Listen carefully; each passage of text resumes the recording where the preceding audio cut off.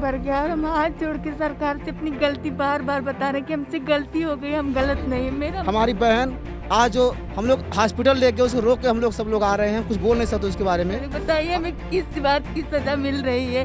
हम गलती किए, उसका पश्चाताप तुम खुद ही ले रहे हैं। इतना बीमार है, यहाँ पर रो रही हैं। अगर उनको कुछ हो जाता है, भगवान न करे, अगर वो कुछ हो जाता है तो उसका जिम्मेदार कौन होगा? उसका जिम्मेदार सिर्फ मैं प्रशासन होगा। बुढ़ापे माँ बाप का हम सहारा, मेरे छोटे छोटे भाई बहन हैं। उस बच्ची के साथ क्या प्रॉब्लम हो रही है वो शायद आपने बड़े अच्छे तरीके से सुन लिया, समझ रहा। नमस्कार, मैं शिवांगी, आप देख रहे हैं द बोलती बंद। जहां देश में एक तरफ किसान अपने हक के लिए लड़ाई लड़ रहे हैं तो वहीं दूसरी तरफ देश के अलग अलग हिस्सों में शिक्षक भी अपने रोजगार के लिए हर दिन लड़ाई लड़ रहे हैं। आज इनके आंदोलन का 15वां दिन है और अब इस कड़कती ठंड का असर उनकी सेहत पर भी पड़ने लगा है। तो आइए चलते हैं और इन्हीं से जानते हैं कि अभी तक सरकार ने तो इनके हक में कोई फैसला नहीं सुनाया है, तो अब आगे इनका क्या एक्शन होगा और कब तक ये इस ठंड में यहाँ पर डटे रहेंगे।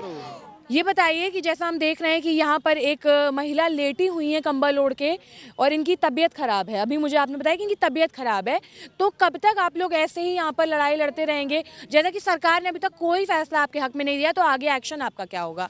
मैडम, हम 7 तारीख से अनवरत धरना दे रहे हैं। आज हमारा 15वां दिन है और हमारी सरकार से विनम्र प्रार्थना है कि जो 4 तारीख को शासनादेश लागू किया गया था, उस पर जो बिंदु छूट गए थे उन पर दोबारा से पुनः विचार किया जाए और हमें नियुक्ति दी जाए। जबकि मैं बता देना चाहता हूं कि 2019 में जब फॉर्म भरवाए गए थे तो वो एक एग्ज़ाम के लिए भरवाए गए थे, ना कि एक भर्ती पर, मतलब भर्ती के लिए।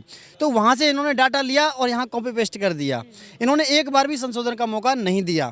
तो अब आपका आगे का क्या एक्शन होगा? क्योंकि सरकार तो कोई आपके हक में फैसला ले नहीं रही है। आप लोग इतने दिन से ठंडी में यहाँ अड़े हुए हैं, उसके बाद भी आपके हक में कोई फैसला नहीं आया, तो अब आगे क्या करेंगे आप लोग? आगे मैडम हम यहीं पर रहेंगे। अगर हमारा संशोधन का जीवो जारी नहीं आएगा तो हम अपने प्राणों की न्यौछावर यहीं पर कर देंगे।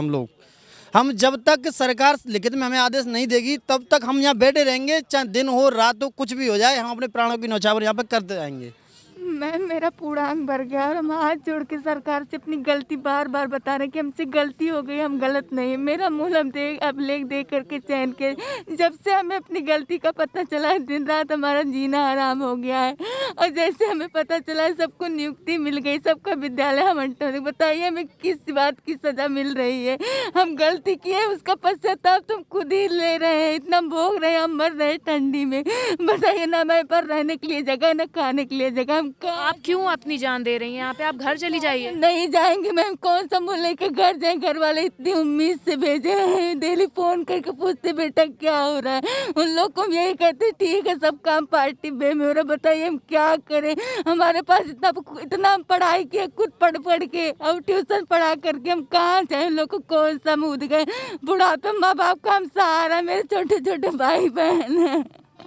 हमको न्याय दीजिए सरकार, हम हाथ जोड़ रहे हैं आपसे। या तो मेरी लाश आज जाएगी या तो संशोधन लेके जाए। मैम देखिए, हम उनको समझा रहे हैं, लेकिन सबसे बड़ी प्रॉब्लम से ये है कि एक मानसिक वेदना आप बहुत अच्छी तरह से समझ सकती हैं। उस बच्ची के साथ क्या प्रॉब्लम हो रही है वो शायद आपने बड़े अच्छे तरीके से सुन लिया, समझ लिया। तो वो उसके विषय पे तो मैं ज़्यादा कुछ नहीं कहूँगा, मुझसे ज़्यादा आप समझ रही हैं और लोगों ने बताया है। मैं एक भूतपूर्व सैनिक हूँ और हमने 18 साल देश की सेवा किया और APJ अब्दुल कलाम के लेक्चर में भी मैं प्रेजेंट रहा। उन्होंने एक शब्द कहा था, एक वाक्य कहा था कि देश की सबसे बड़ी सेवा एक सैनिक करता है, दूसरा एक शिक्षक करता है। तो मेरे मन के अंदर ये रहा कि मैंने सैनिक के रूप में तो जीवन व्यतीत किया है, एक शिक्षक के रूप में भी जीवन व्यतीत करूं। और यहाँ आके हमने, जबकि 18 साल, अब अगर एक शिक्षा से अलग हो जाइए, आगे कठिन 16 सब्जेक्ट की पढ़ाई करने के बाद, और उस समय इनकी साइटें सही नहीं चल रही थी, हमारे प्राप्तांक थोड़ा सा ज़्यादा बढ़ गए। जबकि ऐसी भी स्टेज है कि हमारी सीटें खाली है और उसके बावजूद भी मैं मैक्सिमम अधिकारियों के पास गया, प्रत्यावेदन दिया, कोर्ट तक का भी सहारा लिया, लेकिन एक इतनी बड़ी गलती हमारी हमारे ज़िंदगी के ऊपर भारी पड़ जा रही है कि इसको संशोधन नहीं किया जा सकता। जबकि मैम, इन लोगों ने ये कहा है कि हम सूची में परिवर्तन करना पड़ेगा। तो मेरी समझ से कि टेक्नोलॉजी अगर हमारी इतनी हाई है तो सूची में परिवर्तन करने में क्या प्रॉब्लम हो रही है? हम रहेंगे, जितने चयन हुए हैं रहेंगे तो उतने ही कैंडिडेट। बस अप डाउन ऊपर से नीचे कर लेना है। हमारे गुणांक आ रहे हैं, हम प्रदेश में और डिस्ट्रिक्ट में जो अपना स्थान बना रहे हैं तो हमको लीजिए, अगर हम नहीं बना रहे हैं तो हमको बाहर कर दीजिए। इतने दिन से आप लोग यहाँ पर अड़े हुए हैं, अगर सरकार अभी आने वाले कई समय तक या फिर सरकार आपके हक में फैसला नहीं सुनाती है तो आप क्या करेंगे? मैम देखिए, अधिकार अपने हक की लड़ाई लड़ना हर एक व्यक्ति की जिम्मेदारी होती है, तो वो हम अपने हिसाब से लड़ेंगे अपनी लड़ाई, वो अंतिम दम तक, जब तक हमारे पास ताकत रहेगी। महात्मा गांधी की फोटो क्यों ली है आपने? क्योंकि जिस तरह इन्होंने अहिंसा से अपना जंग जीती थी, वैसे हम लोग भी शांतिपूर्ण धरना देकर अपनी बात शासन तक पहुंचाना चाहते हैं। कब तक बैठी रहेंगी यहाँ? जब तक जीओ जारी नहीं हो जाता, हमें नियुक्ति पत्र नहीं मिल जाता, अगर नहीं मिला तो हम लोग यहीं पर अपने प्राण त्याग देंगे। इस इरादे रैन बसेरा में रैन बसेरा में रह रही हैं, आपको तकलीफ नहीं हो रही है वहाँ रहने में? तकलीफ़ हो रही है, लेकिन अगर नियुक्ति पत्र नहीं मिला तो उससे ज़्यादा कमी तकलीफ़ है वो। फॉर्म आपने ध्यान से क्यों नहीं भरा? नहीं, हमने ध्यान से भरा था। शासन ने, जैसे कि मेरा जो गलती हुई है तो वो बीएड के मार्क्स में टीआरपी दिया हुआ है, तो टी का मतलब लोग टोटल समझ गए, जबकि थियरी होना चाहिए था। तो शासन को स्पष्ट तरीके से देना चाहिए था। इसमें हम लोगों ने जानबूझ के तो गलती की नहीं है।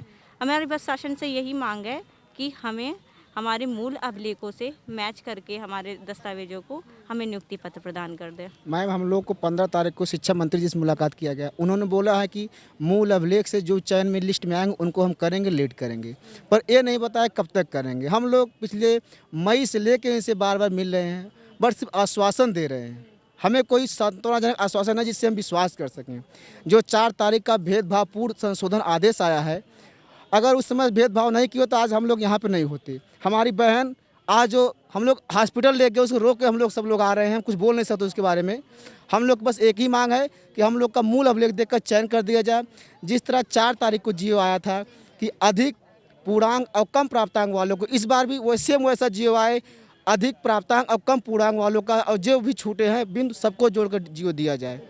तो देखा आपने, इनका कहना यही है कि ये अपनी मांगों को लेकर यहीं पर डटे रहेंगे जब तक सरकार अपना फैसला ना बदल दे। और अब इस कड़कती ठंड का असर इनकी सेहत पर भी पड़ने लगा है। जैसा कि आपने देखा कि एक महिला कंबल ओढ़कर यहाँ लेटी हुई है, रो रही है और अपनी विनती कर रही है, अपने हक के लिए गुहार लगा रही है सरकार से कि हमारी मांगे कृपया करके हाथ जोड़ के कह रही है कि पूरी कर दीजिए, क्योंकि अब उसकी सेहत पर बन रही है। और इन लोगों ने साफ साफ कह दिया है कि अगर किसी को भी कुछ हो जाता है तो उसका जिम्मेदार सिर्फ और सिर्फ प्रशासन होगा। हमारी भी आपसे यही रिक्वेस्ट है कि इनकी मांगे पूरी कर दी जाए, क्योंकि अपने हक की लड़ाई लड़ना अपनी जिम्मेदारी होती है और ये शांतिपूर्वक अपनी जिम्मेदारी निभा रहे हैं। इस वीडियो पर आपका क्या कहना है हमें कमेंट बॉक्स में जरूर बताइए। हमारे चैनल को लाइक शेयर सब्सक्राइब करना ना भूलें। देखते रहें द बोलती बंद, क्योंकि अब देश बोलेगा।